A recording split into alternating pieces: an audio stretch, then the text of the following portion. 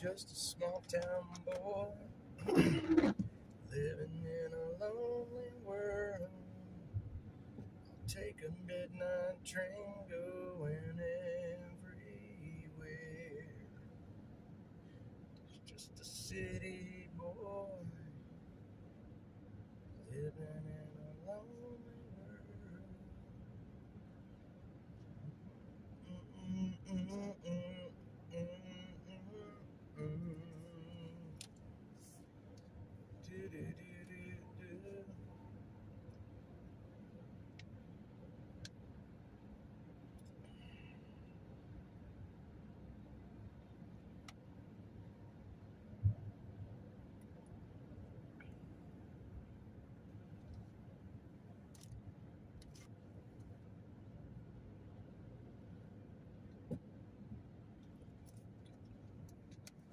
Just a city boy. Good morning, good morning, good morning. Oh, hang on. Camera's the wrong way. Let's see. There we go. That's better. Good morning, everybody. Good morning, everybody. All right. All right. Okay, camera's back to normal. All right. Good morning. Man, look at all of this nastiness out here today. What in the world is happening out here? We've had rain for how many days now? And it looks like my windows are going to start fogging over. Storm Chaser Mark, butt cheeks. Jeffrey, good morning to you. Good morning to you guys. Man, we're going to talk about Christopher Taylor and the fallout from his prison sentence that is starting already. Man, why is my defroster not working? My windows are fogging up, my friends.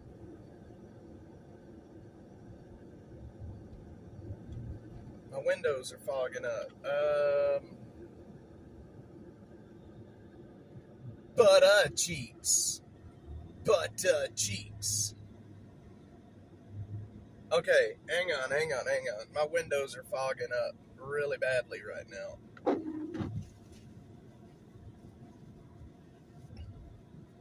Why are my windows fogging up like this? Why is my defroster not working?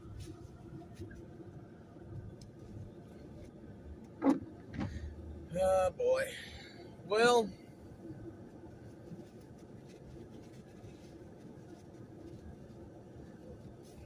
okay, I'm gonna have to stop and fix this. Good morning, everybody. Good morning. I got it all the way on cold, but I was having trouble when I left the house this morning with it too, so I don't know.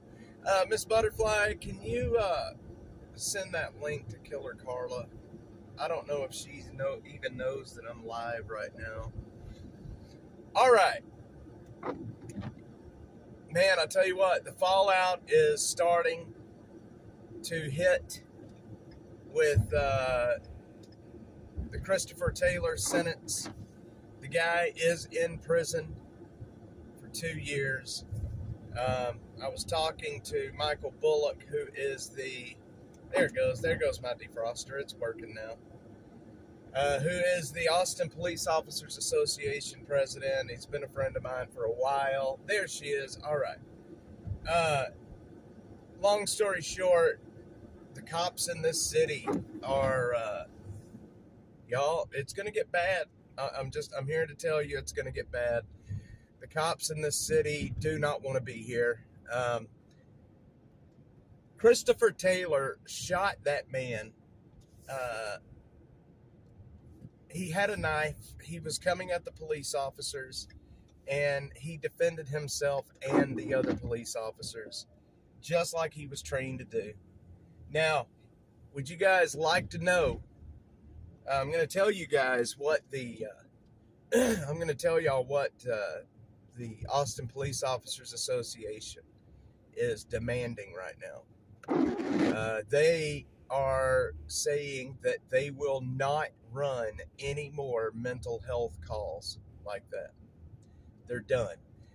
Apparently, in open court, the district attorney actually said that they want to be a part of Austin police training. They know more. They're better at it. They actually said that. And so the Austin Police Officers Association is now saying that they will not run any more mental health calls. They never claimed to be experts in mental health. And it's going to be up to the district attorney's office to put a program in place to have somebody respond to mental health calls in the future. And I don't know if that's going to actually happen or not, but the police officers in the city are not happy right now. Christopher Taylor followed the law, and he followed Austin Police. He followed their SOPs to the T. To the T. Please like, share, subscribe. So he followed, all of the procedures and the law to a T, and was still put in prison because of it. So the police officers in the city are like, "Fuck it, we're done." Isn't that what defund the police? Yes, it is. It is. So they need to get on it. They need to get on it. And I don't blame them, not one bit. I don't blame them, not one bit. They're put in a position now where they are either going to have to get stabbed and possibly killed, or they're going to have to go to prison when they have to defend themselves. So, you know what? I don't know. I don't blame the police officers for not wanting to respond to mental health calls. The man was high on methamphetamines. He had some mental health issues, but he was jacked up on meth at the same time. And anybody that knows anything knows that if you've got mental health issues and then you add meth or any other drug on top of your mental health issues, that is a massive recipe for disaster. It makes your mental health issues 1,000,000 times worse. Austin's going to be like Colony Ridge pretty soon. Liberty County, no police. Nope. Yep, Jeffrey, you're right. The response was, it's their job to respond. That's not... this guy is... I posted a video from Michael Bullock on Twitter. I think I posted it yesterday, where he was talking about... he gave examples of cases where the district attorney let violent criminals out on the street after committing violent crimes. And this is within the last year they've done this. But yet Christopher Taylor defends his life and the lives of others, and he gets put in prison. The district attorney in Travis County has declared war on law enforcement. That's where we're at. And he has absolutely declared war on law enforcement. He bends the laws and the facts to fit whatever narrative he needs to push. And, he has police protection now. He has a detail that protects him. If I was those police officers, I would walk off the job. I would not be protecting him, because if they ever had to do something where they had to use their weapons or they had to defend themselves, they would probably be charged for it. They passed that bill where Texas will run the city of Austin. I've got something to tell you guys about that, Mark, coming up. I'm going to be talking with some people that is in the middle of, or that is actually doing that. I'm going to be talking to them coming up. I'm not going to name names at the moment, but hopefully we're going to be able to jump off in the middle of that and maybe help make that go through. The other thing is, and Butterfly Butta Cheeks brought this to my attention yesterday, there is a law in Texas where the governor can step in and remove a district attorney. And I think we need to start pushing Governor Abbott to remove Jose Garza.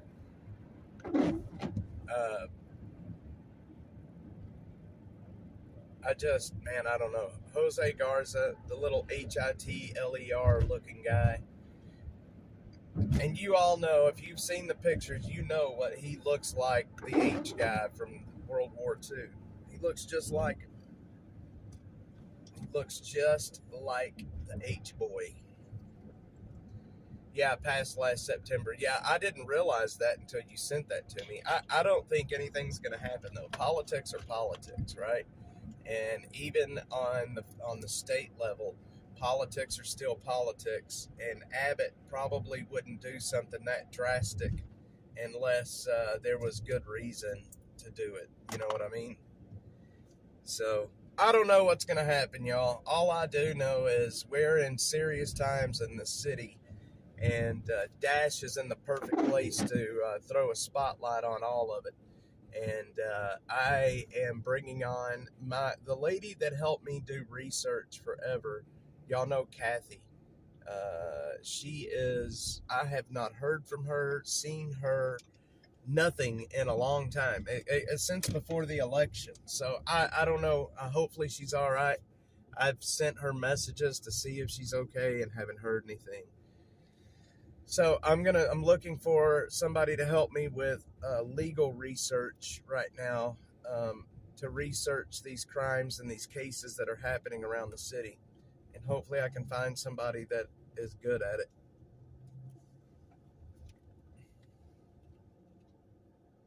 Hopefully.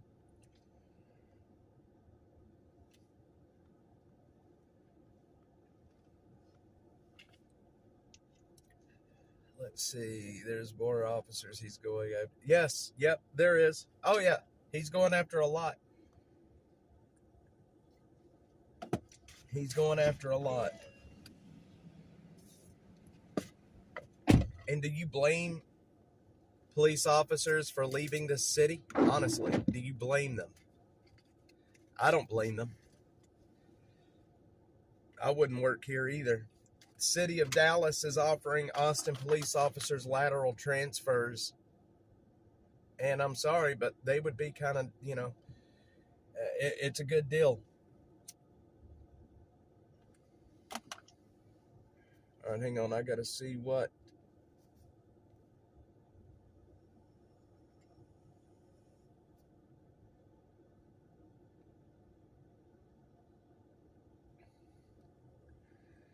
Traffic injury, Mopac.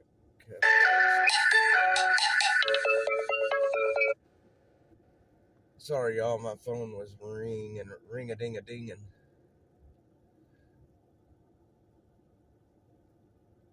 Okay.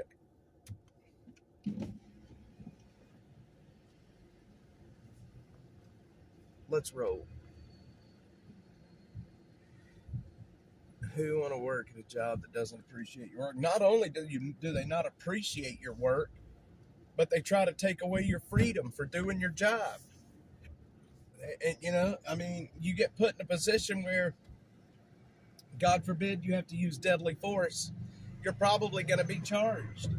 And, we ask police officers to jump into the line of fire. We ask them to run into situations that 99% of us would run away from. We give them that job. We expect them to stand between us and evil, right? We expect them to stand between us and evil.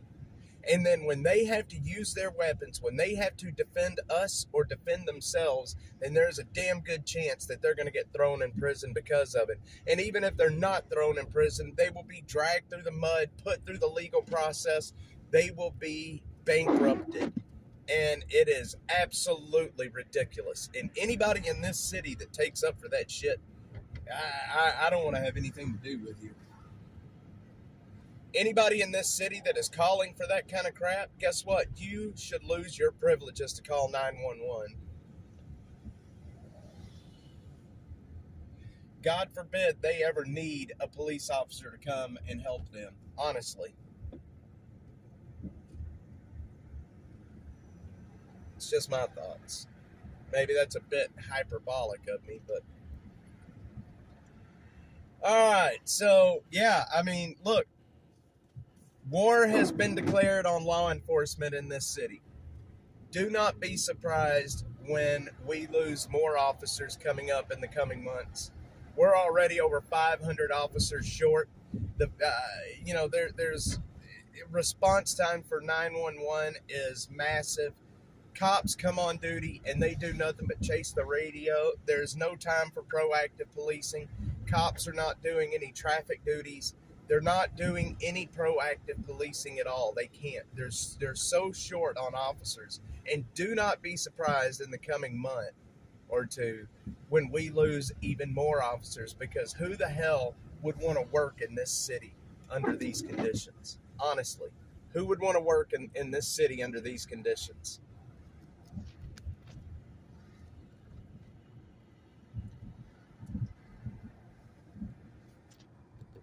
Oh, shoot. Hang on, y'all.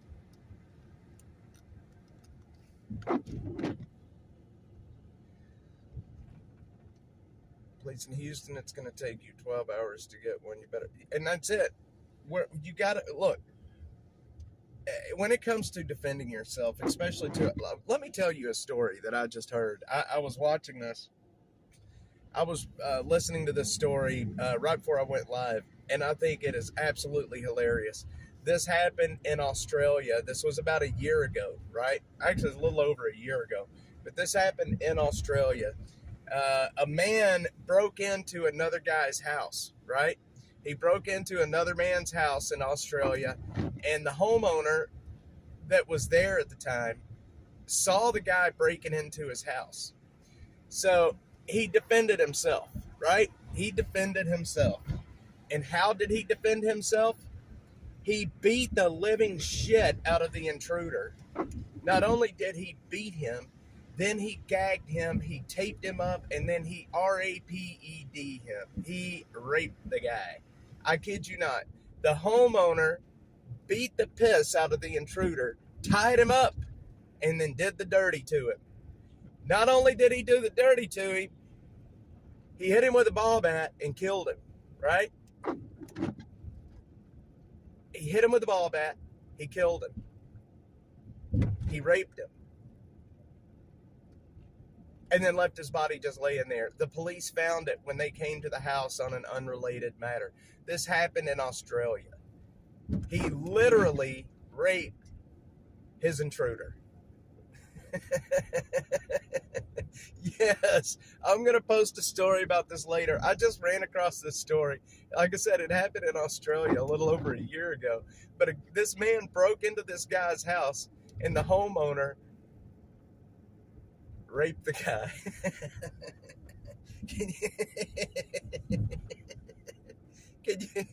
Can you imagine breaking into a guy's house and then you get raped?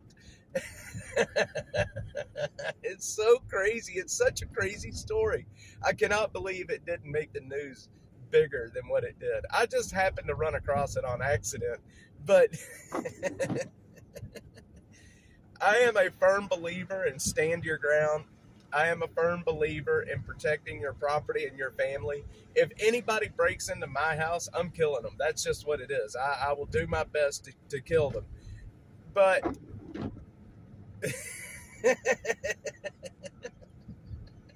it is such a stupid story, man. Oh my God. That's got to be a first in the history of this world, that an intruder was raped by the homeowner and then killed. He killed him. Boy, that guy picked the wrong house to break into. It's such a stupid story. I cannot believe I'm laughing this hard at it. Oh my God. What's wrong with the world?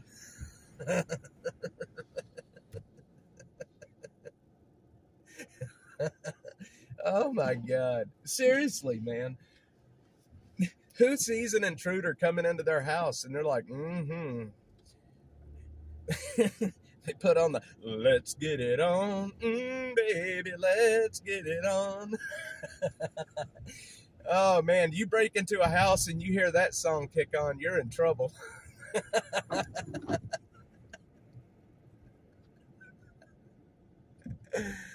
Oh man, I'm telling you. And here's the weird thing about it. He was charged with rape and he was charged with manslaughter, right? That's what he was charged with. And he was found not guilty on manslaughter, but he was found guilty of rape. Oh my God. Good morning, Bill. Jeffrey, I am being shadow banned as well, my friend. I am being shadow banned as well. I can't believe I'm laughing that hard at a guy and his misfortunes. Oh my goodness. Only in the down under. Only down under can something like that happen. All right. So yesterday after I went off the live, somebody had asked me not long ago what my story was. How did you end up in Austin? How did you end up here? How did you end up doing Dash? How did all this start? And so I posted a very condensed version of what's happened with me and how I ended up here, how I ended up on the streets. And man, I've gotten a lot of attention off of it. It surprises me. It really surprises me how many messages of support that I have gotten.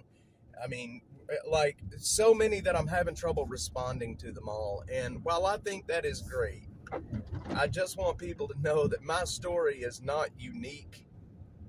How I ended up on the street is the same as a million others. The only difference is I was able to make my way out of it. And I mean, it gives people hope. I can't tell you how many people have messaged me saying, look, you know, your story is giving me the strength that I need to change my life. And I think that's wonderful. If my fuckery and what I did in my life can give people the strength to change theirs, then I am all for that. And not only that, but if you ever need help, you need somebody to talk to, you need anything, I am just a DM away. DM me. I will give you my cell phone number and we can chat. I will do my best to help anybody. I will meet you. We can sit down. I'm actually meeting a guy coming up this next week who's having some substance abuse issues, and we're going to try to sit down and work our way through it and see if we can't get this guy cleaned up. I'm very excited about that. Let's see. But you did not say nothing about the Australia laughing. Oh man, I have a problem drinking coffee too. So yeah, I mean seriously, anybody watching right now, there's not that many. I don't know why I cannot get viewers on YouTube. You know, I could do a live over on X and have thousands of people watching, and then I come over here and can only get a handful. But just know that if you are having any issues in your life, you need a shoulder to cry on, you need somebody to talk to, please let me know. I will never, ever tell anybody anything that we talk about. I will never make it public. Everything is private, but it does help to have an ear, to have somebody to listen to you that knows what you're going through. And that can make all the difference. I was an addict. I was an alcoholic. I was a very bad person. And so if you're going through those issues, I know exactly what you're going through. And, reach out to me. We can find help. I can get you into a rehab. Whatever we need to do, I can help you do it. Jeffrey, I'm glad to have an ear that will listen. Thank you. Yes, Jeffrey, if you ever need to talk, just like I said, reach out to me, man. Send me a message and I will send you my cell phone and we can hop on a call. And I've always got time to listen. This lady is about to, I don't know what she's doing.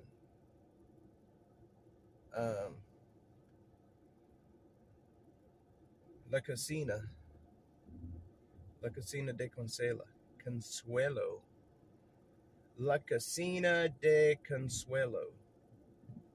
La Casina de Consuelo. That lady's going to La Casina.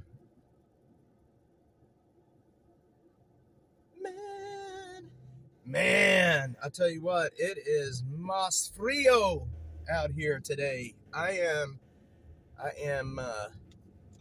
cold. Damn Tesla drivers. Did you see her just kind of bully her way through the traffic line right then?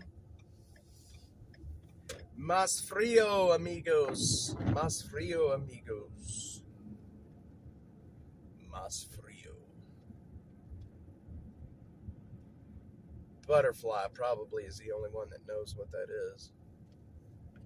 Any other Spanish speakers in the chat other than Butter Cheeks? Butter Cheeks.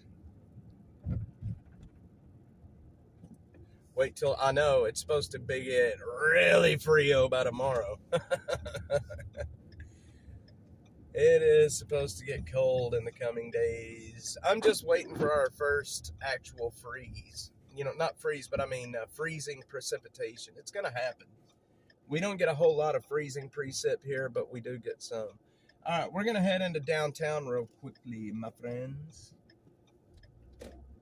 Actually, we're just going to run down to South Austin. We'll just take Lamar down south is what we'll do.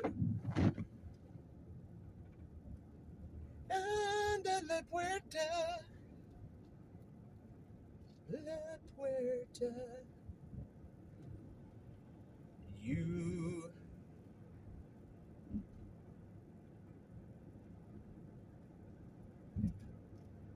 Grande Vega. Yeah, January is going to get. Usually, I think, when we had the snowpocalypse or icepocalypse, whatever it's called, wasn't that in February when that happened, when we had the icepocalypse? 29 in the morning. Well, you better get the furnace kicked up. I can tell you that. You better get the furnace on. It'll be the same as 2021 winter. Mark, I wanted to ask you, does that have anything to do with, the La Nina? I know our weather patterns have changed. Does that have anything to do with that? That our winter, that we're going to have a different winter? I don't know if it has anything to do with the La Nina crap or not. But I heard, and I'm not a huge expert on weather patterns and climate, but I have heard that it has something to do with that the Pacific current and the weather patterns out there changing. I would love to learn more about how that works. Yes, stock up. Need to stock up on. Look, I have a bunch of not powdered, but evaporated milk. After the icepocalypse in 2021, we ran out. But at the time, I had a brand new baby back then, and we ran out of milk. This was during COVID, right? So we had the COVID restrictions, and we had a lot of ice for a lot of days. And I remember back then, we were running out of everything. We had nothing. We had no power. Our food was running out, and we had no milk for our baby, for Cade. And I went and stood in line at HEB and Randall's. I stood in line. It was about 2.5 hours at each place just to get in the door, just to try to be able to get some supplies. And by the time I got in, all the milk was gone. The bread was gone. Basically, everything was gone. And how we ended up making it through that was our neighbors gave us evaporated milk. And, we ended up, you could take evaporated milk and you could mix water with it. And, it turns back into, well, it's not ever going to be like milk again, but it's a lot better than having nothing. But I have a bunch of evaporated milk. When did Rush Limbaugh die? That's when Houston had no power. Rush Limbaugh died, I think, in 2020. Was it 2022 that he died? Winter already started north of here. Killer Carla is up at North Texas. That's where I'm from.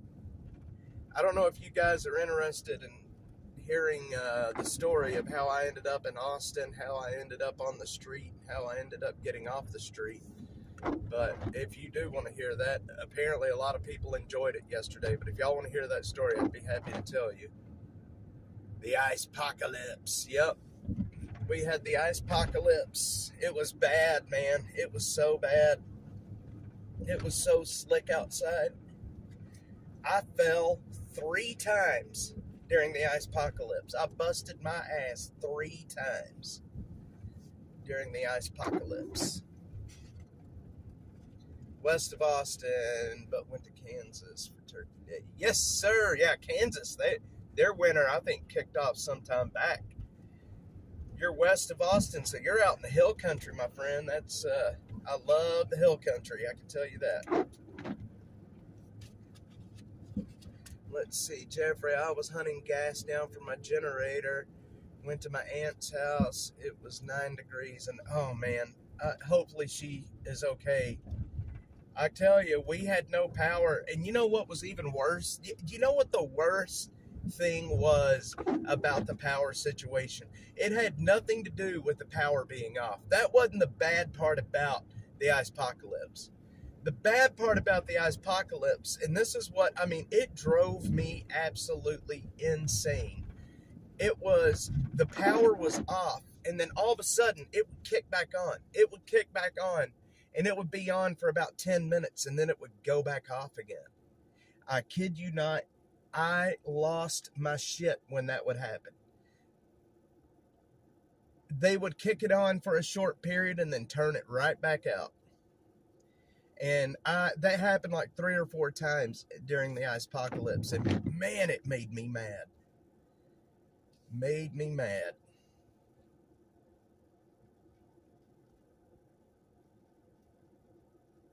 Seven days complete, no power. That sucks, man. You know, we had, I ended up, I would go to, we had a bunch of those, you know, those little tea light candles. Y'all know what I'm talking about? I think that's what they're called, the little tea light candles. And here's what we did to survive it. And it helped. It really did. My wife does flowers, and she pots and replants and things. And what we ended up doing was emptying out those pots, you know, the clay pots. Long story short, you take a bunch of those, you take the little tea light candles and you set them on a table. Now you got to put them on metal because this will get so hot that it'll burn the wood. But you set it on the table and you put those clay pots on top of those candles, and it really puts out heat. It really does. If you get into one room, shut the room up, and then kick on those candles with the clay pots on top of them, it will really help. It'll take it doesn't make it warm, but it takes the edge off the freeze. You know what I mean? Get some. Good morning. That 3 days, yeah, it sucked. Froze over. Yeah, I learned a lot of different ways to try to survive during the ice apocalypse. And basically, back then we had, you know, we would just take the kids, and my wife would wrap up with one, I would wrap up with the other. We would just, you know, basically stay wrapped up in blankets and use our body heat to heat our children. And I'm telling you right now, I think it helps. I think it helps. That's how we would do it. We would just use our body heat wrapped up in blankets to heat, to keep the children warm. And it works. It does work.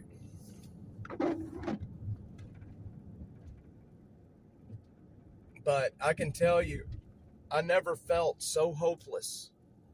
I never felt so hopeless as what we felt then. Running out of food, running out of milk, running out of diapers for the baby, running out of everything. And knowing that there's not a whole lot we could do to replenish at that point. It's a very hopeless feeling, and I never want to feel that again. We will definitely be prepared. Dried, pinto beans, rice, evaporated milk, and a lot of it in the cupboard. We will never go hungry again in the ice apocalypse. Never will we go through that again.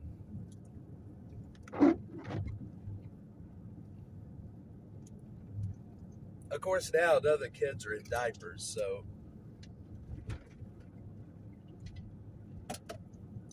All right, hang on. My chat restarted on me again. Let's see. I was living like nothing ever happened until I was running out of gas. That makes sense. And you run out of gas quick. Our house now, we have our heater is natural gas. So, but back then during the ice apocalypse, we had all electric, like electric stove, electric furnace, all of that. And now we have not natural gas, but propane, where we have a propane tank out back.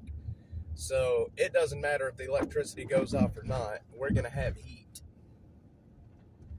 1978, 82, 2015, 20 was the worst ice storms I remember. 78 was far worse than 2021. I was -1 years old in 78.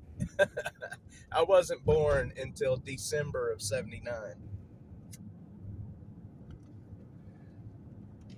I was a negative age at that point. Yep, learning the hard way. I love, Storm Chaser Mark knows this, but I am a weather geek. I love photographing weather and videoing weather, and I love going back and looking at old storms and the write-ups on why the storms happened, how they did, the meteorological conditions. So someone in my neighborhood app posted about Paxton's suit against Sunrise, the number that don't think that it is being... Oh man, did you say it's on Nextdoor? Is it the app called Nextdoor? Because that app is crazy. They banned me. I started an account over there and they banned me within 24 hours.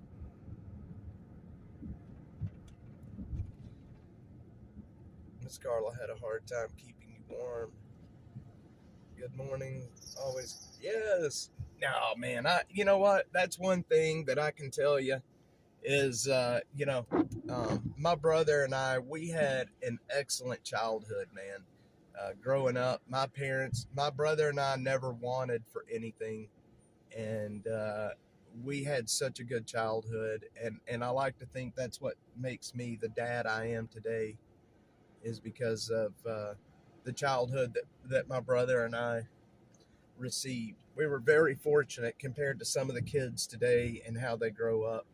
You know, being out here on the street, I see a lot of kids and how they grow up, and I hear all these stories, and I have a hard time understanding it, because my childhood, obviously nothing is ever perfect, but in the scheme of things, we had a really good upbringing. Yeah, it's Nextdoor is a pile of junk, I'm telling you. We're going to run into the Barton Creek Greenbelt real quick. We're going to see what's happening in there. See if there's anybody in there. All right, my friends.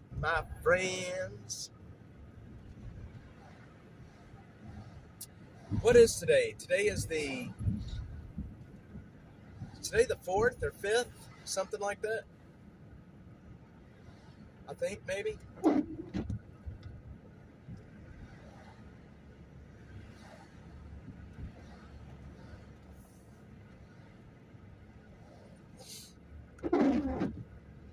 Marty's Tex-Mex.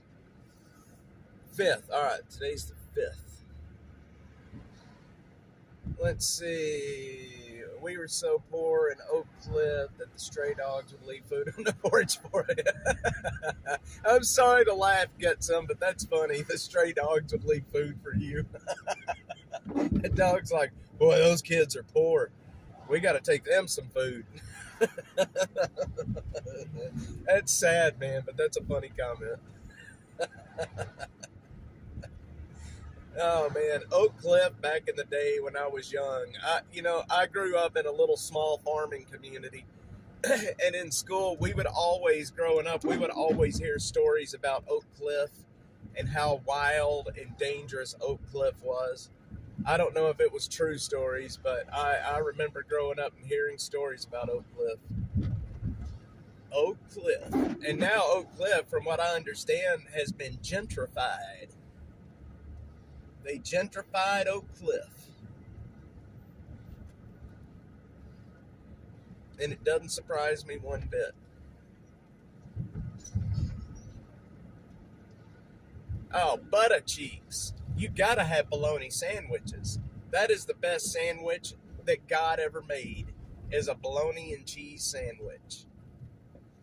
I could live off bologna. I remember growing up, we'd get in a swimming pool and get out of the swimming pool, and I would be so hungry, we would have a bologna sandwich. That bologna never tasted so good as it did getting out of the swimming pool. Jeffrey, I'm going to tell you right now, my favorite bologna, the bologna that I eat the most right now, and I know it's bad for you, but the bologna that I eat now is the Bar H. It is the cheapest bologna you can find. Seriously. It's like $1 for a pack of it. That is the best bologna that you can eat. Grow up poor teaches a person a lot. Fried spam, and I love fried spam. I will eat the shit out of fried spam. Get some. I will eat the shit out of fried spam and fried potatoes. You cannot beat. You cut you up some taters, cut you up an onion, cut up some spam into cubes, and fry it all together. It is one of the best meals you will ever eat, right there. And have some fried eggs on the side.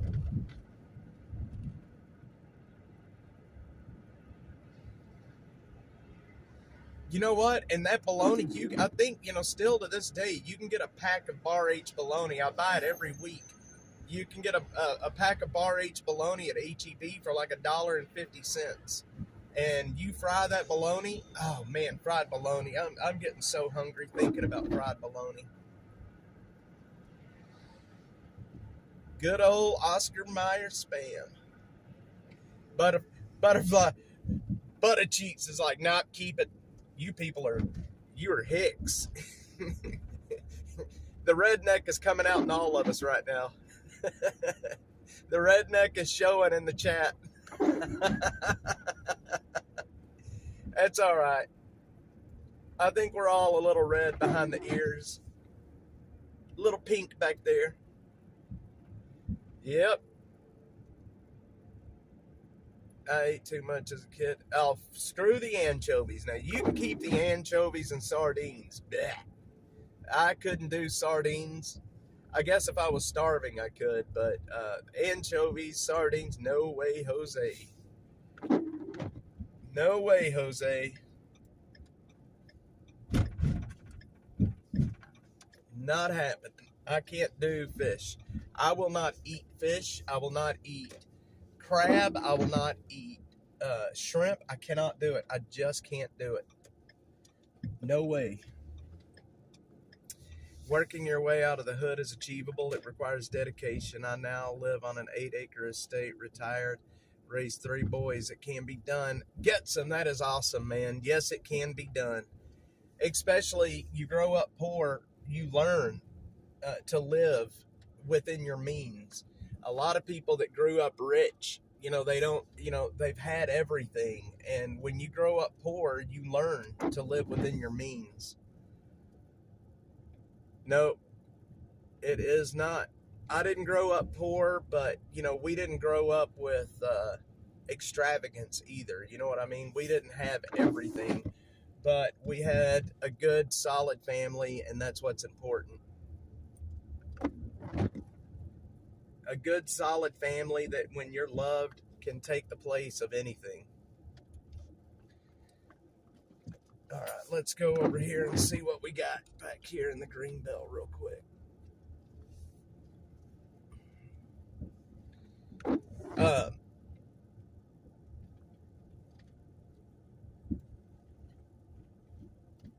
We used to have, yep, we're behind Toys R Us. So we used to have Sunday dinners at my grandmother's house. We would have it every Sunday. The whole family would get together.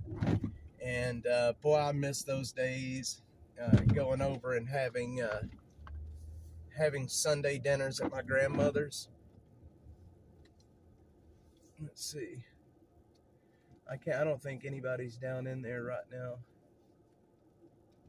I'm gonna take y'all to another place though. I want to show y'all something down here.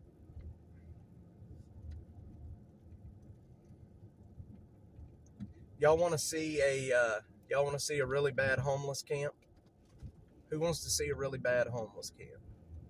Single parent raised me. Dad ran off with a cult in '68. So today I have so much respect for single moms. Man, Dad ran off with a cult. That sucks, my dude. That sucks.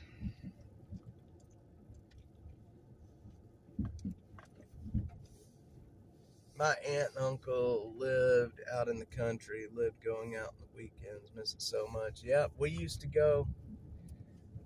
have Sunday dinner every Sunday at my dad's mother. We called her Nanny. We had Sunday dinner over there every Sunday. And we would all get together. Aunts, uncles, cousins, we would all show up over there to eat every Sunday.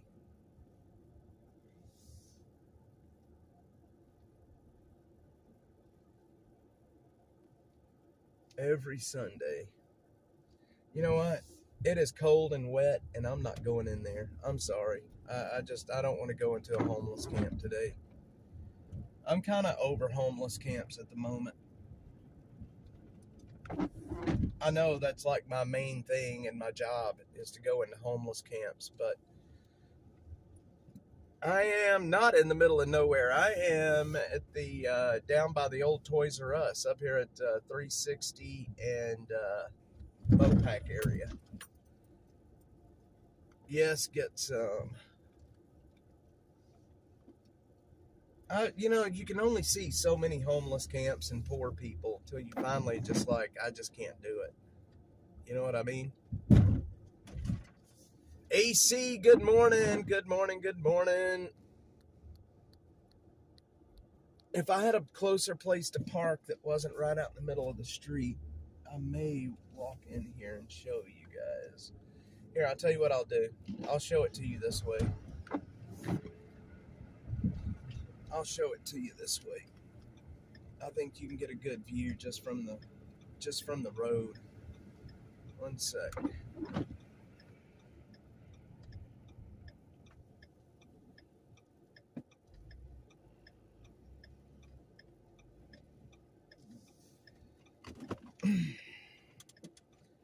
One sec.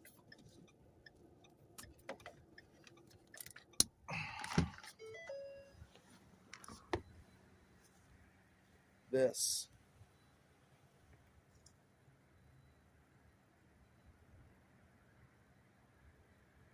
This is the Barton Creek Greenbelt.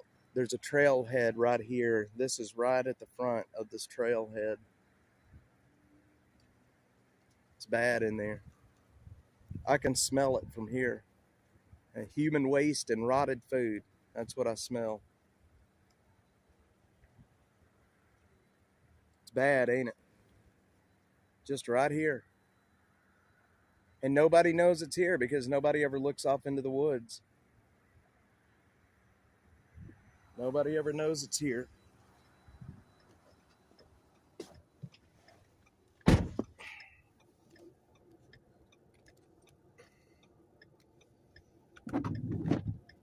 Yeah, the smell is horrible. You wouldn't believe, I mean, you got to smell it to understand it.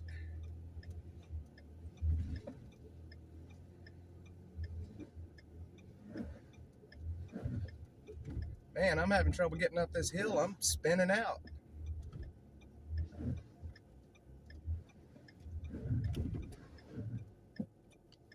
Good Lord. I can't get up this damn hill. I'm just spinning out. What in the heck is happening? I got to go down backwards and get a running start at it. Richie B, good morning.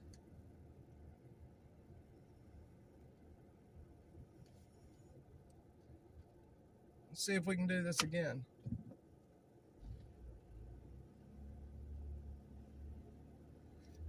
My tires were spinning. It's like being on ice.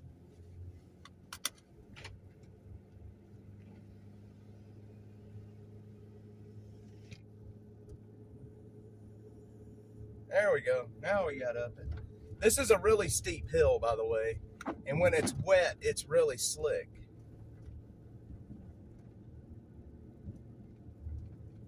Good morning, Richie B. Good morning, sir.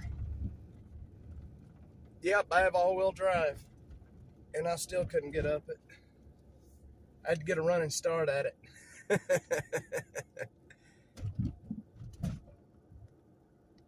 I love the all-wheel drive of the Dash Mobile. I can tell you that. In the ice, in the snow, having all-wheel drive is good. Let me, here, we're going to run over and see if we can talk to the security guard real quick.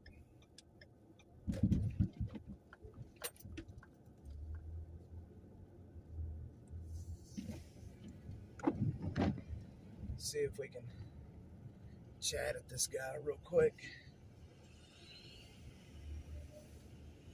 I don't know if this is the guy that I know or not. Yeah, it is. Hey, buddy, how's it going, man? Long time. How's it going? What's that? Where you been at? Just running around working. Oh, I come by here probably twice a week now just to check, see what's up. Everything going all right back there? oh yeah. Going. Yeah. I see more shopping baskets back there. They're probably, I think they're deep down in there right now. They're scattered. You think there's a lot of people down there? Oh yeah. It's been. I need to walk down in there then. It's crazy, man. Well, I'll let you get out of the rain, buddy. It's good seeing you again. Yeah. All right. Yeah, I see you. All right, man. All right. That's the security guard that works here and works this area. And every time somebody says, oh, you don't have permission to be here, it's private property, turn your camera off. I'm like, dude, I know the security guard and the guy that owns this property has given me permission to be here anytime that I want to be here. So y'all can suck on it. Yeah, I love the all-wheel drive. Whee! Man, that hill is pretty steep. So y'all know what hill that is and how steep that hill is. It's pretty steep. So anyway, let's reminisce for a minute. You guys get the chat really picks up when we talk about old days and the old times. And I'm going to tell you guys a story about a cat named Muffin. All right? I'm going to tell you guys a story about a cat named Muffin. My Uncle Bobby had a cat named Muffin, and that poor cat was so jacked up. That cat jumped in a burn barrel. That cat got its tail hung in a door. My grandmother, my nanny, my grandma, we called her Nanny, she shut this cat's tail in the door and drug this cat down a White Rock Road. So it drug all of the skin and hair off its underside. The cat lived. And then about a year later, that cat jumped headfirst into a burn barrel that was burning, and it singed its ears down, burned all of its hair off and singed its ears down. It lived through that. Muffin had 9 lives and used them all within about a year's time. And that cat finally, one day, decided it had had enough with our family and ran off to Miss Reagan's house. Good old Muffin. I know Killer Carla's about to go, Muffin, I remember that cat. Let's see, it was the dog, not the cat. Oh, my God. Oh, no. That was Muffin. Muffin was the cat. Puggy, that was the dog that would basically bounce. She was a hermaphrodite. She had a doodler and a hoo-ha. She had both of them. And when she would go to sit down, she couldn't sit all the way down, so she would just bounce. She would bounce because she had a hoo-ha and a doodler in the same spot. She was a hermaphrodite. She had both. And sometimes she would hike her leg while she peed, and sometimes she wouldn't. But it was so funny to watch her try to sit down. She could not sit down. She would sit and bounce. She would bounce her butt up and down off the ground like she was twerking. That dog was named Puggy. She was a Chinese pug. A hermaphrodite Chinese pug, if you can believe that. I know it was your dog, but it was funny. It was funny. Imagine being 9 years old and seeing a dog that's got a doodler and a hoo-ha at the same time. That'll mess a kid up. That will mess a kid up to see that.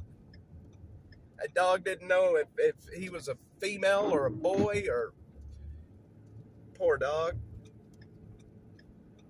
And to this day, I know exactly what a hermaphrodite is. I learned what a hermaphrodite was at 9 years old. I learned that animals can have both. Get some. You should have seen this dog, man. Oh my God. I'll tell you what, I've got so many stories from growing up. Some of the shit that we would get ourselves into growing up. I'll tell you what. You know, and back then there was no internet, there wasn't cable, there was none of that. You know, we would wake up in the morning and we would leave right about sunup, and we wouldn't come home until it was dark. My parents never knew what we were doing all day. And that's a great childhood, man. I'm telling you right now, it's a great childhood. I wish my kids were that way, but now, you know, there's the internet, there's TV, and, you know, Mr. Butticheeks, sure the dog wasn't from Thailand. Probably was. That dog, it would never sit. It would never properly sit down. Every time she would sit down on her butt, she would bounce. I don't know how she didn't sit down. She would finally get tired of bouncing, and then she would lay down. Cat used to roam around outside, but then we had Haitian neighbors move in. Now we won't go outside to get some. The Haitian neighbors. They're eating the cats. Look at this. Look at this, y'all. There's a person right there asleep. Look at that. How would you like to live this way? Look at that. And look over here. Same thing. So sad, man. So sad. These poor people. These poor people. I hate seeing these people. It's wet. This guy right here, it's cold outside. It's wet. And he's got to be cold. And it's a thin blanket. And I didn't bring anything with me to give out.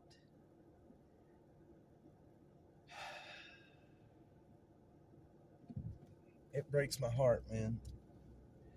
Just laying there on the concrete like an animal. I don't know. That's a thin blanket. No one should have to live that way. 100%.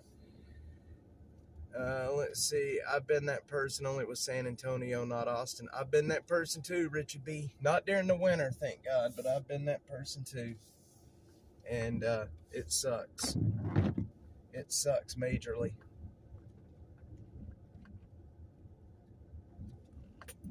It is not a good life at all.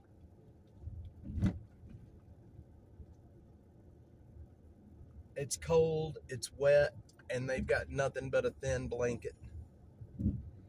2 years, I woke up outside of church with snow on the ground on Christmas morning. I'm sorry, man. Richie B. You know, I'm sorry.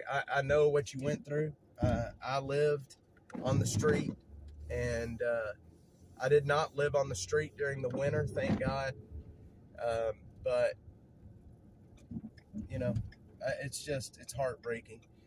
We're going to go over here. We're going to check out Sunrise for a second here. So this is Joslyn Elementary School right here. And then right across the street from Joslyn is Sunrise. This is the place where all the homeless go. They give out needles. They give out all the drug paraphernalia that they need. And it's 100 feet from the elementary school. Let's pull up over here. I'm gonna get you guys a good view of Sunrise real quick.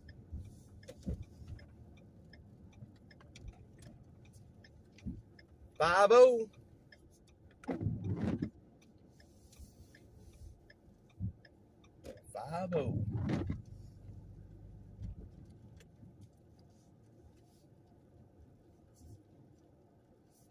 This is sunrise.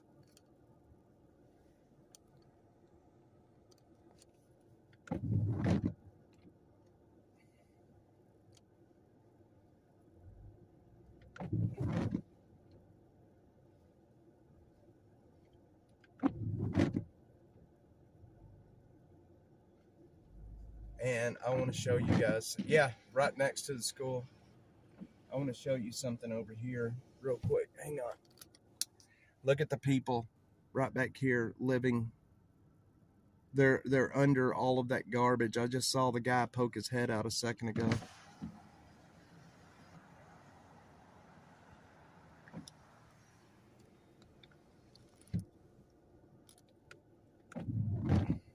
It's sad, man.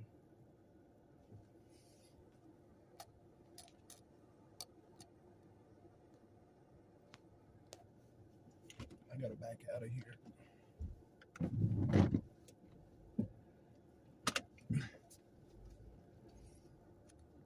Yeah, it's a sad thing, you know, that people are living this way. I'm from Kansas, so that's the homeless tech there. Never had to do it, but survived the winter. Spell checks up the spelling. I hate the spell check too. It does that to me as well. It just spells what it wants. You know, we could literally sit right here and just watch sunrise and catch crazy stuff happening. It would be easy. It would be easy to catch something nuts happening at sunrise. Yep, a lot of them get some. My N is sticky.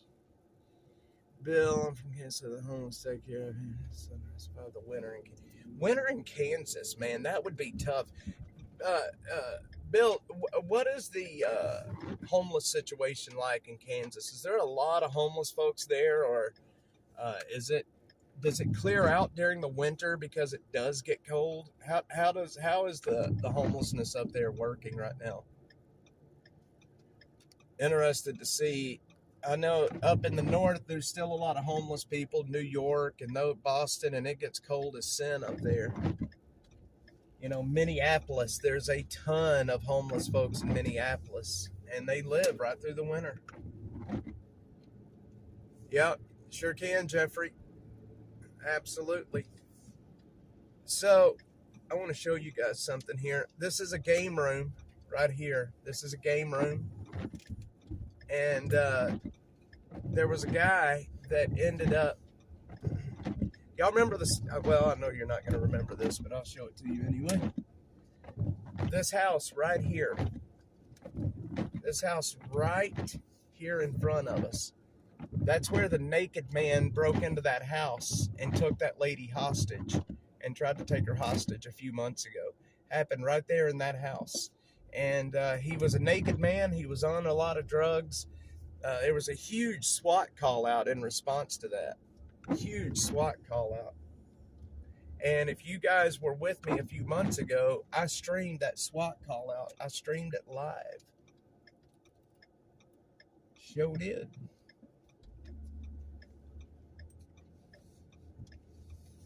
There was a naked black man that ran into that lady's house and took her hostage.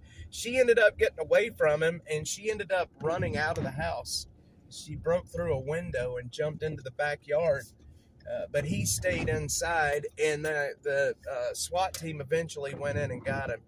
I saw a lot of homeless in Wichita around the airport when I was on a project up there. I have to do some looking. I'm interested in how they respond to homelessness in the cold areas. So, y'all don't forget, Saturday morning, we're going to be doing a show Saturday morning where I'm going to take you guys to all of the crazy murders and crime scenes that's happened here in Austin. And I'm talking about the crazy ones. We're going to do like the the UT Tower sniper, the IRS building, when it was hit by the airplane. We're going to do the servant girl murders. I'm going to take you guys to a lot of crime scenes. This will be Saturday morning. I have a list. I think I've got 22 murders that I'm going to take you guys to on Saturday morning. We'll see if we can fit them all in. I'm looking at a map and trying to plan the route out. That way we can make sure we get to all of them. The other part is I'm writing the summary. That way I can tell you guys what happened at these murder scenes. I can't remember them all off the top of my head, so I'm having to actually write like a bullet notes, so to speak.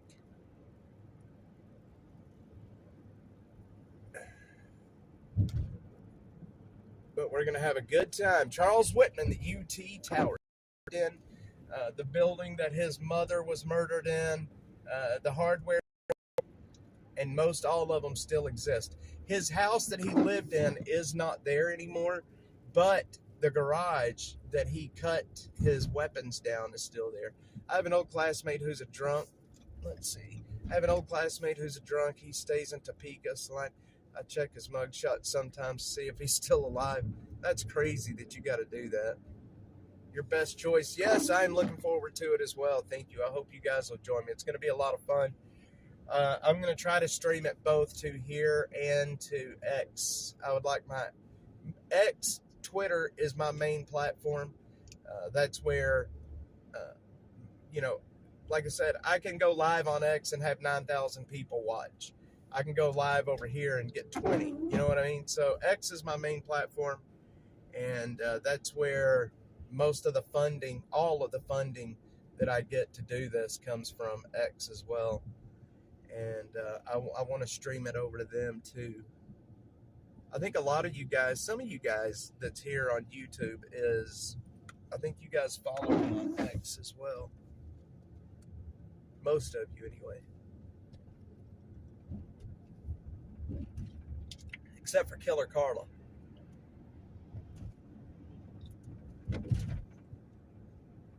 But that's going to be Saturday morning. We're going to start about 10:30.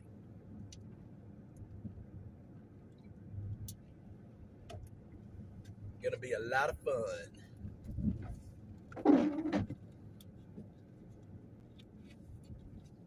Only way I can keep up with old friends is by watching Cops. That's funny. Actually, I think when it gets really cold, they open up the jail to the homeless sometimes at night, or they used to. That makes sense. They kind of do something similar to that here in Austin. It's not the jails, but they open up, they call them warming centers. I think it's like community centers and things like that, but they open them up. Now, what should be happening is they should be opening them up all the time, but they only open it up when it's getting into the 20s at night. That's the only time they will open up the warming centers. And we all know that if you're outside and it's 35 degrees at night and you're exposed to the elements, that shit can kill you as well. We have been asking the city of Austin to open the warming centers up more often. I'll not be able to watch Saturday. I'm building a building around the water well. Well, man, we'll do more of those kind of shows. I've got some shows that I am working on. So I have a TV show that we have been working on the last year and a half. We've been filming with a production company. It's going to be coming out in the new year. And now that we're basically done, we've wrapped filming on the TV show. Now I'm going to start producing more shows here. About, I've got one that I'm doing that we're probably going to be doing in the coming weeks. If you guys will remember the biker shootout that happened in Waco at the Twin Peaks. Everybody remember the biker shootout? 9 people were killed up there during that shootout. I actually have one of the bikers that was there. He is a bandito. He is going to come with us, and we're going to do a live stream where we're going to talk about the biker shootout. He's going to tell us about what happened that day, give us some firsthand accounts, and it's going to be a lot of fun. So you guys are going to get to hear directly from one of the participants in that shooting. Brother Ted, it is the Lady Bird Lake deaths. Not just here in Austin, though. We covered. It's a docu-series. There's 7 episodes, and it covers the Lady Bird Lake. It covers up in Chicago, Boston, New York, Nashville. We covered drowning deaths all across the country. It's the phenomenon of all of these men dying in the water in the last 15 years. That was the very first TV show. I've never worked in TV, never, not one time. So it was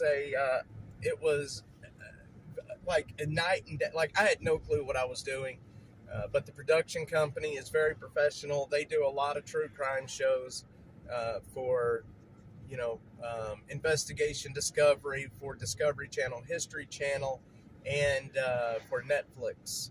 And so it's a pretty awesome show.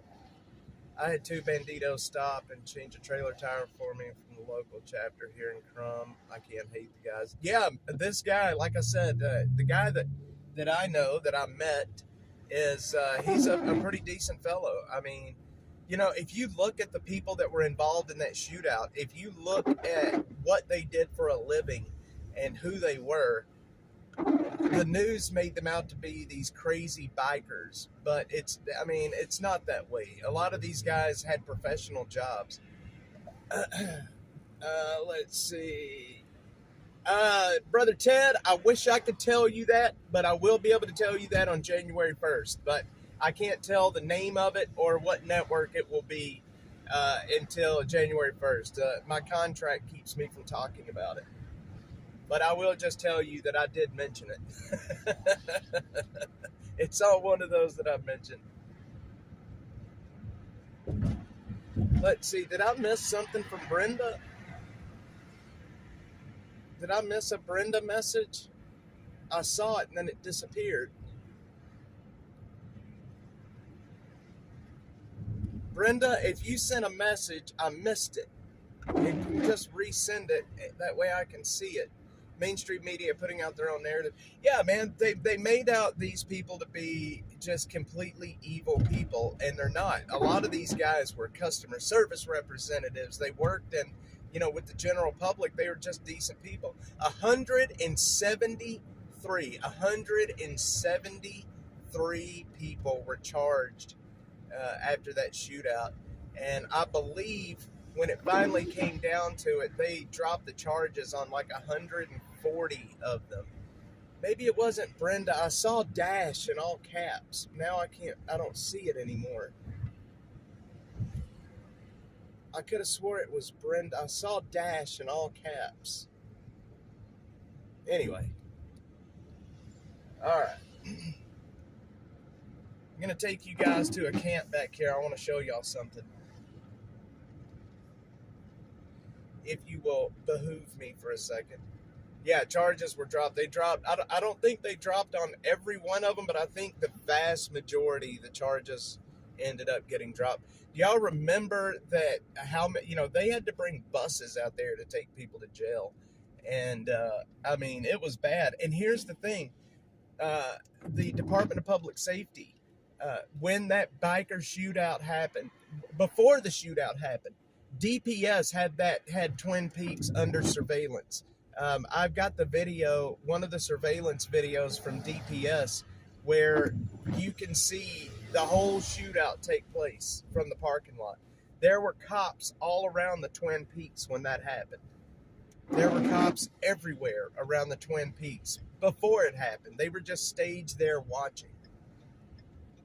And basically the whole thing was caught on camera. Not only from the Twin Peaks surveillance, but from the cops, from their own surveillance. Let's see, pardon if I've said this before, but what's your theory on the Rainy Street Ripper, Brother Ted? So, a lot of people think that all of the deaths are connected, and I don't. I'm almost certain that, yes, accidental drownings do happen. That is a fact. I have 5 deaths out of the last 20 years. Actually, out of the last probably 5 years, if you want to be honest, or if I'm going to be honest, out of the last 5 years that I think are connected. And it is deaths like Mitchell Gutierrez or Martin Gutierrez, Randy Lexvold, Jason John. I still think his death has something to do with it. There's 5 deaths that I think are connected that could very well. I think what's happened is I don't think necessarily that we're looking at like a traditional serial killer. I think what we're looking at is these men were drugged in the bars, and they took it a little bit too far. They were drugged to be robbed, and they died, and then they were dropped into the water. So that's what I think is happening. I don't think it's like a traditional serial killer like a lot of people are talking about. The vast majority of the deaths that's happened around Lady Bird Lake are just that. They're accidental deaths. But I do think there's a handful. There was a guy that I think where it started was with a man named Rahad. Shahad Hamad or Rahad. I don't have his name in front of me. I think it's Rahad Shamad or something like that. This was many years ago. He was found floating in Lady Bird Lake. He had his feet and legs duct taped together. His arms and wrists were duct taped together, and his face was duct taped. And he had, they said that it was a suicide, right? And it blows my mind that they said that was a suicide. Now, here's what's interesting about that. Back then, when Mr. Hamad was found dead in the water, that case was investigated by Sergeant Chacon, okay? And check this out.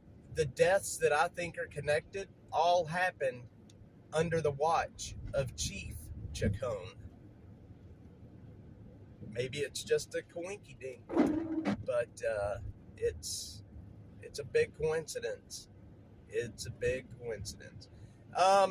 They were, a lot of them, when the family got their possessions back out of their wallets, a lot of stuff was missing from them. Yes. So here's what's interesting. One of the guys that was found dead in the water had a business card of one of the DJs in his wallet. And it was the DJ that was there that night. And it was also, I have a witness. I have a guy that survived that was drugged in Luster Pearl. And he knows he was drugged. He went to the ER. He was tested. And he was drugged with a drug called BDO. It's a primary alcohol. And he had, after he was drugged, he's pretty much certain that the person that drugged him was the bartender. He had one drink that night, and it was given to him by a bartender that just happens to be the DJ that was playing when the other 5 men went missing. Same guy that we believe drugged my witness is the same DJ and that was DJing at the same time that these other men went missing. Not only that, but Jason John had that man's business card in his wallet. I don't know. I don't want to give away the store. I don't want to tell everything because, like I said, a lot of it's in the TV show, and I'm under contract, and I don't want to end up getting sued. But it's a wild story. You guys are going to really enjoy the show when it comes out. So much information. We've worked so hard over the last year and a half putting this together. All right, so we are going to be going into those woods right there. I'm going to take y'all into these woods real quick.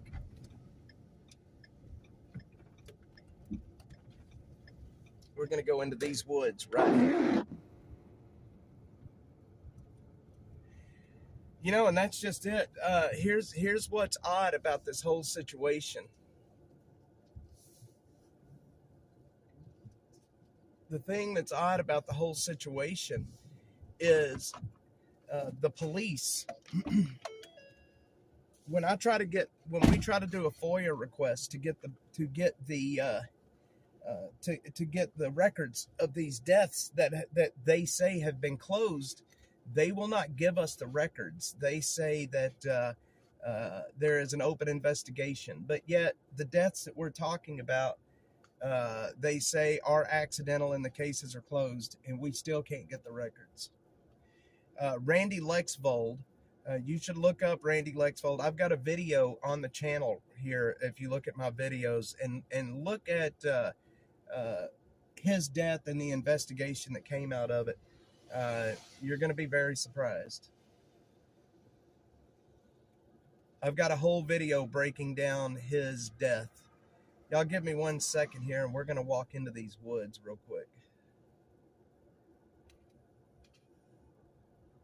Yep, they say the same thing about all of them. They sure do. All right.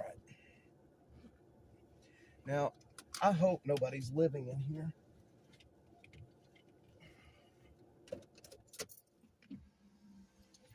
Y'all give me 1 second. Let me get my jacket put on.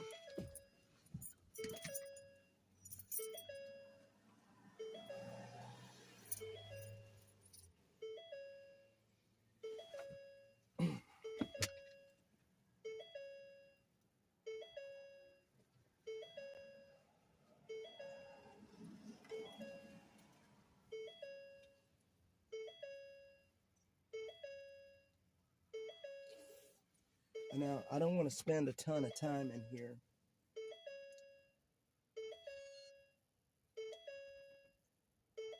Okay.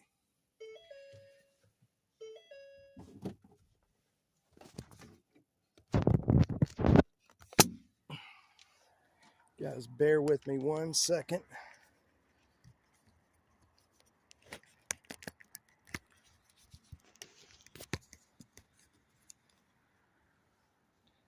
Okay.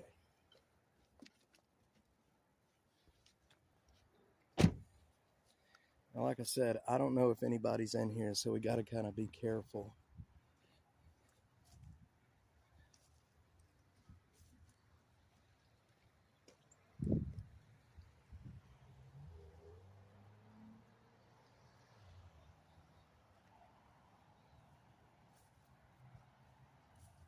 So somebody has definitely been here recently. You can see the bike tires, the tracks.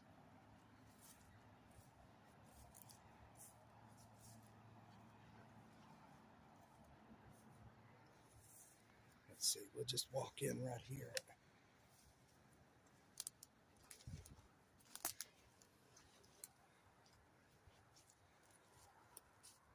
Oh, stickers. And I'm hung up in sticker bushes. Hang on, what the hell is happening?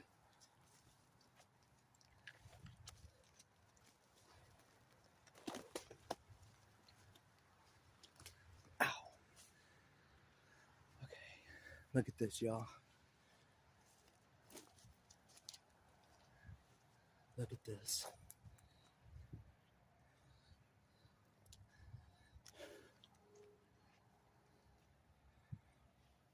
What do y'all think about this?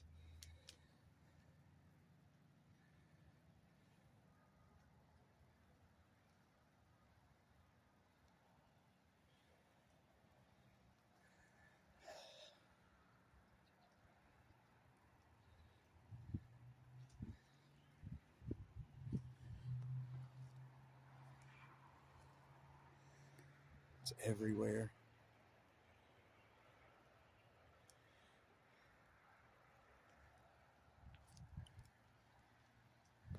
Look at this up here. Look at all this.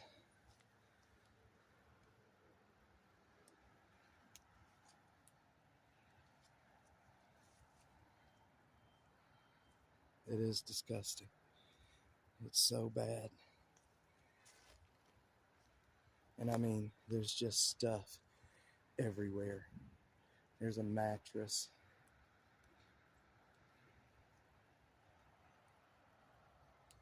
Isn't it crazy?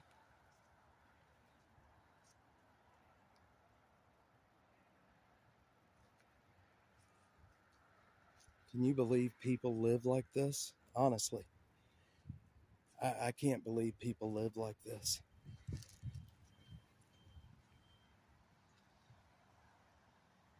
But they do.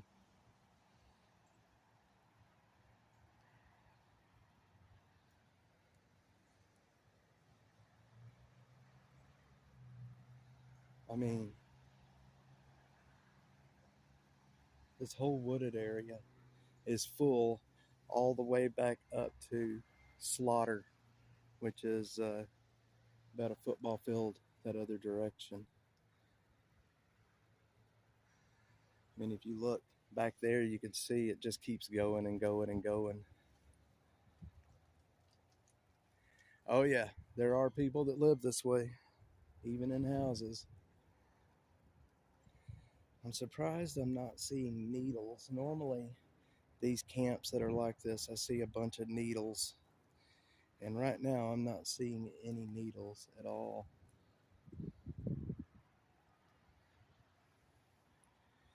But I have one rule when we come to camps like this: I do not touch anything. I do not touch anything. Please to at least ask if they're keeping a list of names. At minimum, it might share. Now, see, here's the thing about the police, and this is what's interesting about it. There has been so much said. Oh, yeah, there you go. Check this out. There you go. There's needles here. Oh, yeah, now I'm starting to see them.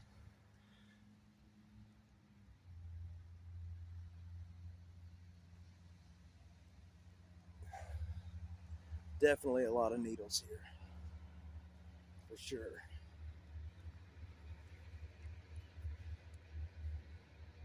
Okay, guys, let me tell you. Let me do. Y'all give me 1 second. Y'all do not. Please don't go anywhere.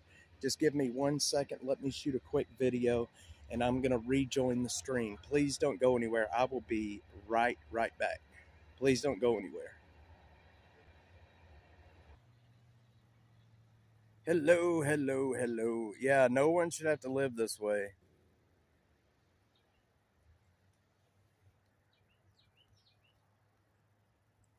We need Austin's environmental left to take Austin's leave the homeless alone left. Man, I'm telling you. I'm telling you. I'm telling you. All right, let's get out of here. I'm tired of being in a homeless camp already. Did we make it back, y'all? Is everybody here?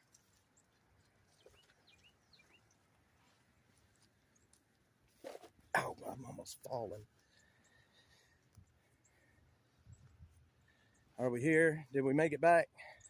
Can you hear me?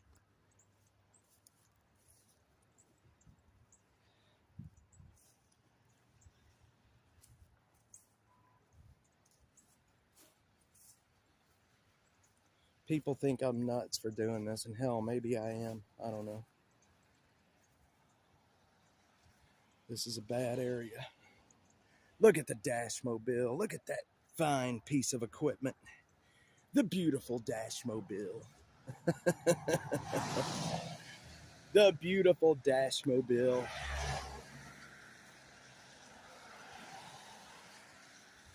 All right.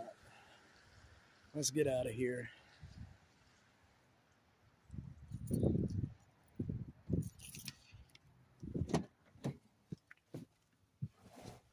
All right.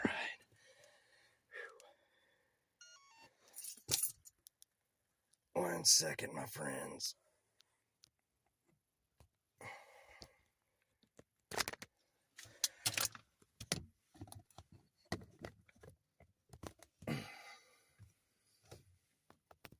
Okay, 1 sec, 1 sec. Library Fox, what is up, my dude? What is up?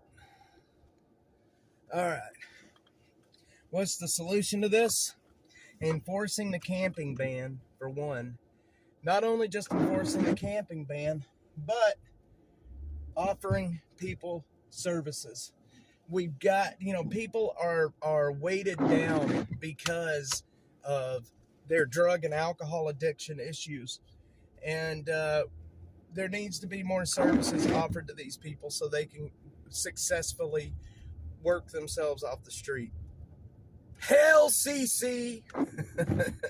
Hail Killer Carla! All right. Let's see. Let's work our way out of here. Turn around. Every now and then I get a little bit lonely and I'm never looking back. Hail CC! All right. That's the only homeless camp I'm going into today. I'm sorry, but I am just about over the homeless camps.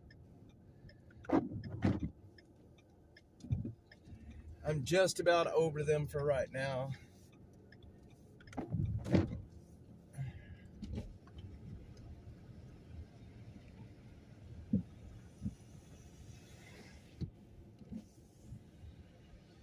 Man, there's so much more that I didn't cover. Yikes. Mr. Library Fox. Mr. The Fox. That's your new name. You are now Mr. The Fox.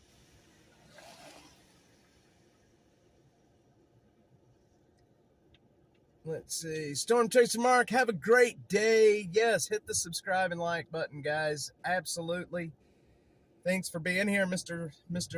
Storm Chaser Mark. You and I need to chat sometime soon about storm season coming up. Maybe we can get a plan to do some chasing together if you're interested in that. I would be happy to have you along with me to do some chasing this spring. Would love to have you with me. We could stream, we could photograph, whatever we can do. We can have a good time doing it.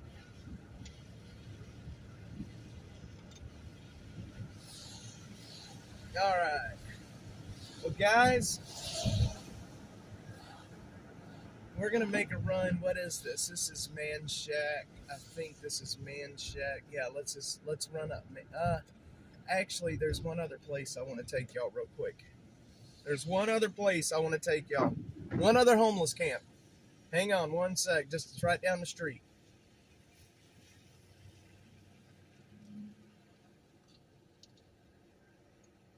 I know I said I was done with homeless camps, but there's one other I want to take. And hopefully it's not occupied, and I'm not going to get hurt out here this morning.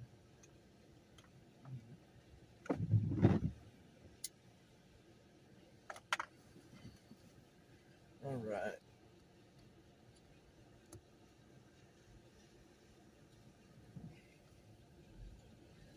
Guys, I am very excited. I want to tell you guys that coming up in January, we are going to have funding to run Dash, and I'm turning all donation links off except for the Square, the credit debit donation link.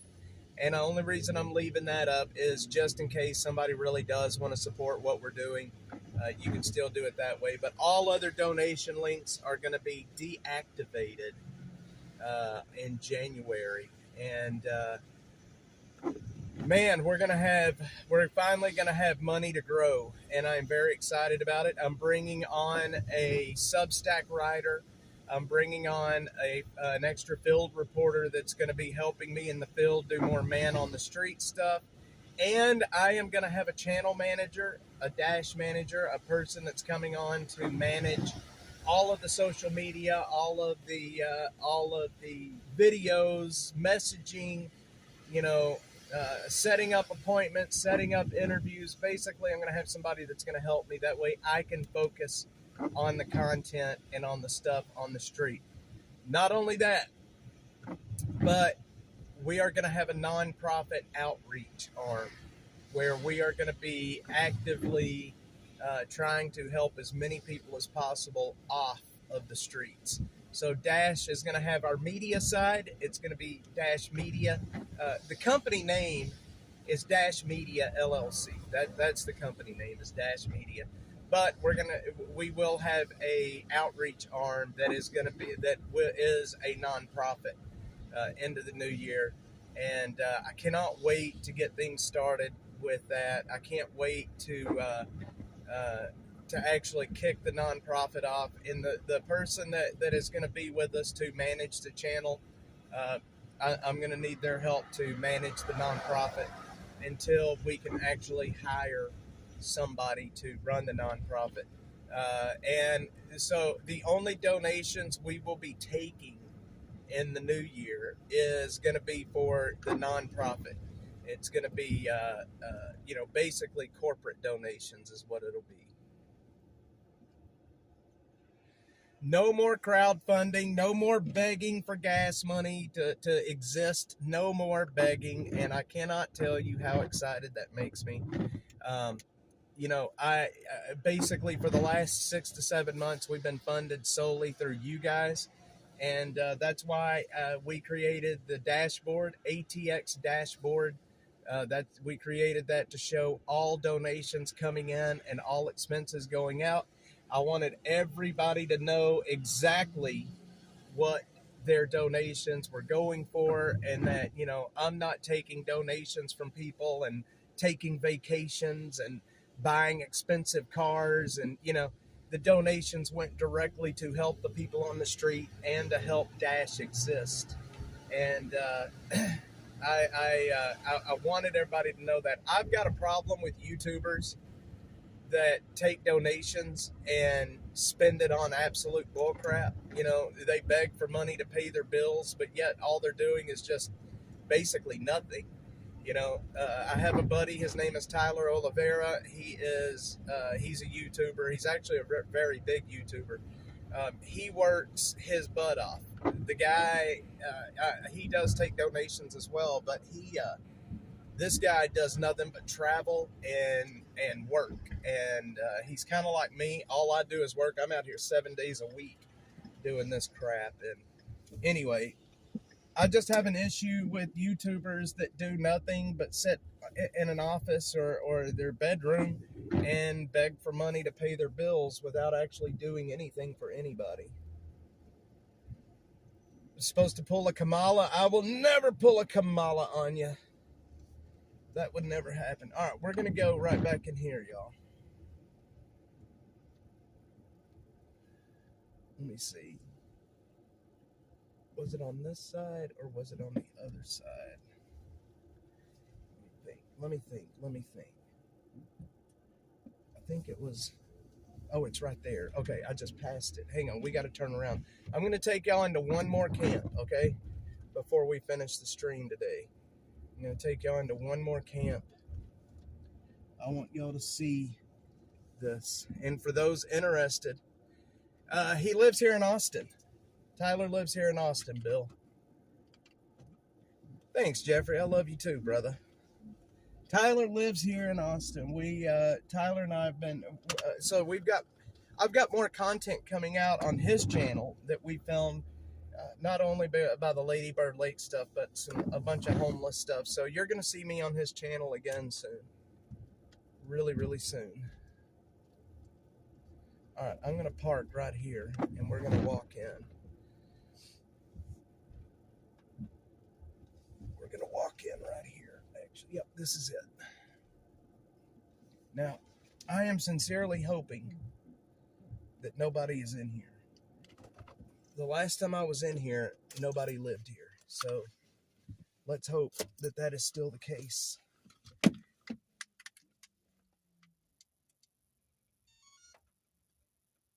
And I don't end up getting myself hurt.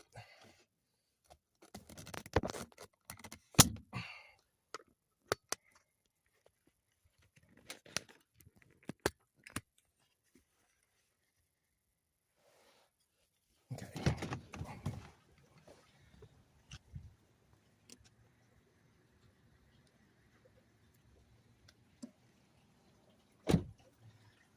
One sec here. Let's see. Okay, where's this at? We are down here at, we're on Slaughter.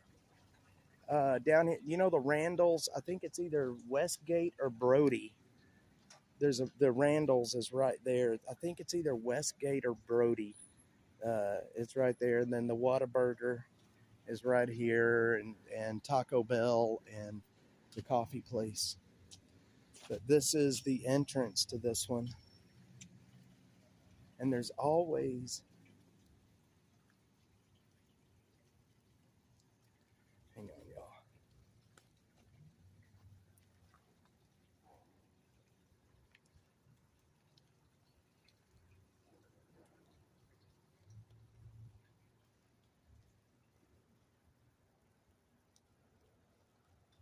I can't tell if anybody's living here or not.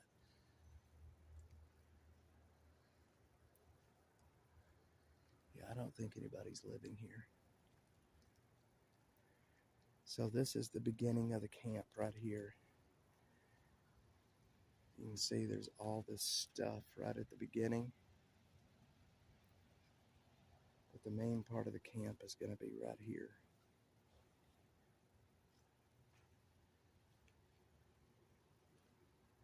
I see fresh tracks, so there may be somebody living here. I gotta be really careful.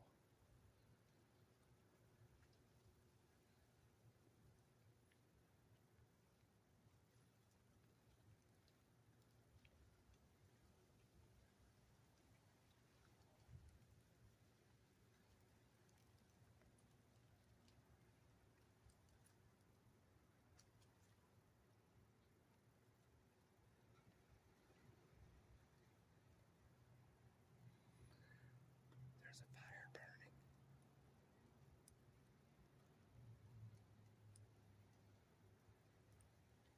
Yeah, there are people living here. Okay, we gotta back out. There's a fire burning. So somebody is here.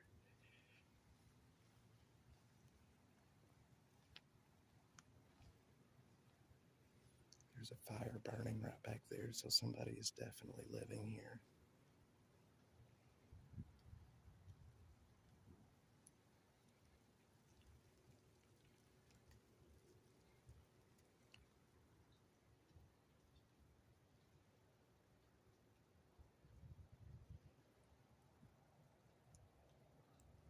I hope not.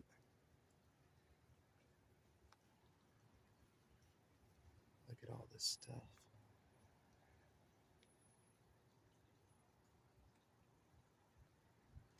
Yeah, somebody's living in there. All this stuff, man.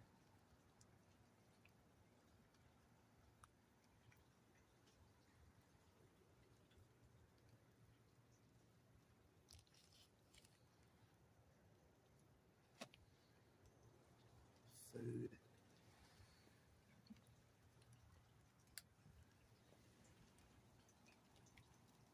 Yeah, I'm gonna get out of here.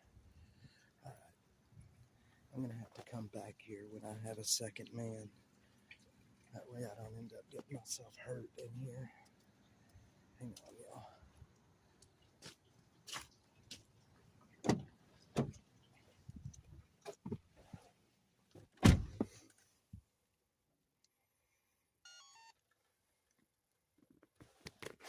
Okay, one sec, guys.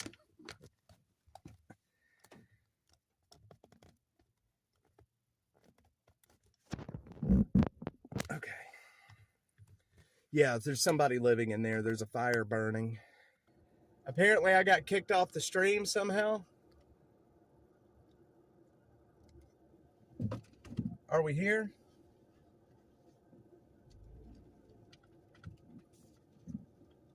I think I got kicked off the stream. Let me know if y'all can hear me, please. If you don't mind. Man, my windows are fogging up again. Okay, we're back. All right. I don't know how I got kicked off. Did y'all see the camp that I was in? Or did it get knocked off before then? Did y'all see the camp?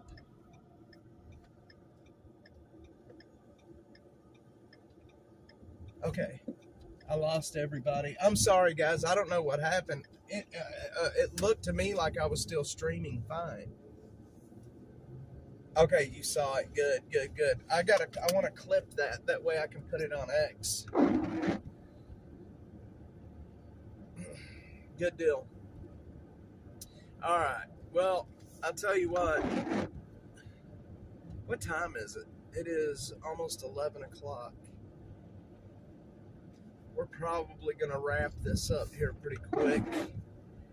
I've got some other videos I need to take, and then I want to, yeah, all right. Yeah, you saw the camp. Okay, good. All right, Bill, Jeffrey, Butter Cheeks. Butter Cheeks. Butter Cheeks. Okay, so it was just a minute ago. All right, good deal. Well, I'm sorry. I don't know what happened. On my end, it looked like everything was still going fine. Maybe when I took the phone out of the gimbal, something screwed up on it. I don't know. All right, guys. Well, I appreciate everyone being here. We had a good, solid stream today, man. It was excellent. Thanks everybody for being on. I appreciate you more than you know. I've got some new videos coming out today. I'm shooting some videos as soon as we're done here. I'm going up to shoot some new videos. And yeah, man, I appreciate everyone. Butterfly, Bill, Jeffrey, Killer Carla, Brother Ted that makes his stop by here, Mr. or Miss Silva, Richie B, all of you guys, thank you. Holocron Library Fox, good deal. Hey, Library Fox, Saturday morning at 10:30 Central Time, 10:30 our time. Join us. We're going to do the murder tour of Austin. I'm taking you guys to about 20 different murder sites, crime scenes, and we're going to talk about them. And yeah, it's going to be a lot of fun. 10:30 Central Time here in America. I don't know what time that would be for you over there. Probably in the middle of the night, I would imagine. But it's going to be a lot of fun. Guys, thank y'all so much. If you want to support the stream, please do. -atx.net/donate for all the ways that you can support the stream with. We are trying to make it through December before our funding kicks in January. So any help is very much appreciated. 5:30 Central. Yes, that's it. Guys, love you. And I will see you on the next one.